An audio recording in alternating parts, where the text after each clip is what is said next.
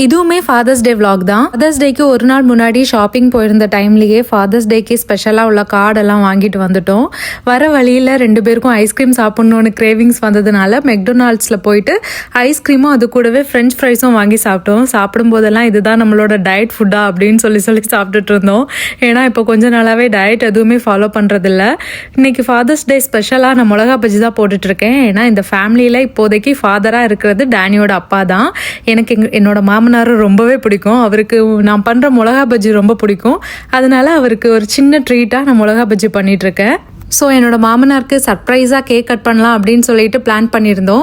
வீட்டிலேருந்து ஒரு 40 minutes drive பண்ணி ஒரு கேக் ஷாப் ஒன்றுக்கு போயிருந்தோம். எங்களோட பேடில் கடை க்ளோஸ்டாக இருந்துச்சு. அதுக்கப்புறமா திரும்ப வர வழியிலேயே பக்கத்தில் இருந்த க்ரோகருக்கு போயிட்டு ஒரு கேக் வாங்கிட்டு வந்துட்டோம்.